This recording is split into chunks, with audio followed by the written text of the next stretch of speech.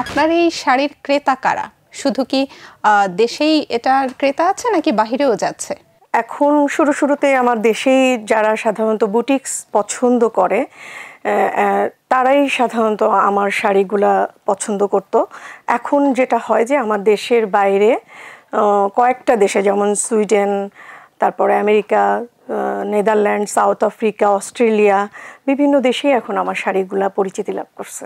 শুরু থেকে এখন পর্যন্ত শাড়ি নিয়ে কাজ করতে গিয়ে কি কি বাধার সম্মুখীন হয়েছেন, বা কোন বাধাটা না থাকলে আপনি আরো অনেক দূর এগিয়ে যেতে পারতেন?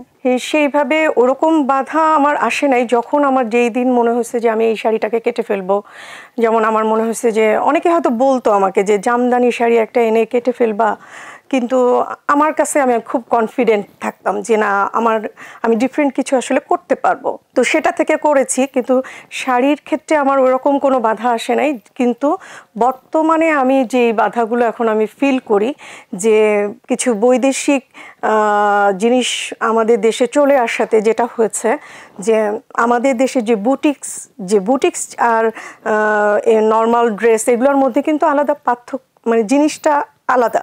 এটা আসলে এখন মানুষ আর বুঝে উঠতে পারছে না, যার জন্য আমরা যারা বুটিক্স নিয়ে কাজ করছি তারা কিন্তু আমরা আসলে বাধাগ্রস্ত। এই জিনিসটা আসলে কোন জায়গা থেকে আলাদা? জিনিসটা আসলে কোথা থেকে আলাদা, যেমন আমরা যখন একটা বৈদেশিক জামা বা শাড়ি পরি, দেখা যায় যে এক লটে অনেক শাড়ি আসছে, কিন্তু সেটার মধ্যে কোনো ক্রিয়েটিভিটি নাই। হ্যাঁ, কিন্তু আমরা যেটা করি, যেমন আমি একটা জামদানি শাড়িটাকে কাটছি, সেটার মধ্যে একটা কাতান লাগাচ্ছি, দেন সেটার মধ্যে কাজ করছি। এবং আরেকটা যেটা করছি, আমি আমার শাড়িটা কখনোই আমি হয়তো খুব অল্প কয়েকটা পিস তৈরি করছি, যেটা অনেকের কাছে যাবে না। একটা অনুষ্ঠানে যখন আমার শাড়িটা কেউ পরবে, এটার খুব কমন একটা বিষয় হবে না। এটাই আসলে আমার শাড়িটা সবার থেকে আলাদা। কখনো হতাশ হয়েছেন?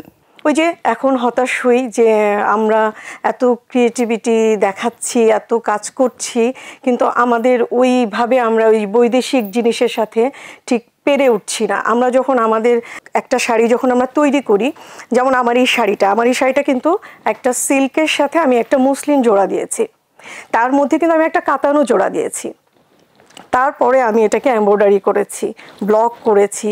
আমার কিন্তু অনেকগুলো স্টেপ পার হয়ে এসে কাজটা করতে হয়েছে। এটা করতে যে দেখা যাচ্ছে আমার শাড়িটার হয়তো প্রাইসটা একটু রেঞ্জটা বেশি হয়ে গেল।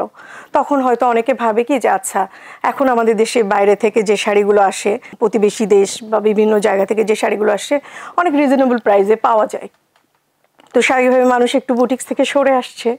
তো এটা আমার জন্য অনেক সময় হতাশা এনে দেয়। যে সমস্যাটার কথা আপনি এতক্ষণ ধরে বললেন, এটা থেকে আসলে বের হওয়ার উপায় কি হতে পারে বলে আপনি মনে করেন?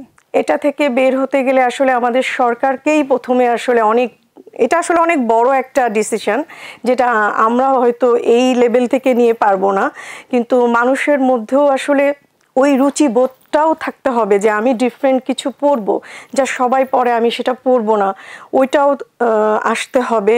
আমরা যেটা নিয়ে কাজ করছি সেটা হচ্ছে আমাদের জাতীয় মুসলিন, জামদানি, সিল্ক, যেটা আমরা আমাদের দেশের জন্য কাজ করছি। এটা যদি সরকার থেকে একটু বুঝতে পারে যে না, আমরা যারা উদ্যোক্তারা, যারা বুটিক্স নিয়ে কাজ করছি, তারা দেশের তাঁতি লেভেল থেকে কাজ করছি, কিন্তু তো আমরা কিন্তু তাঁতিদেরকেও বাঁচিয়ে রাখার চেষ্টা করছি।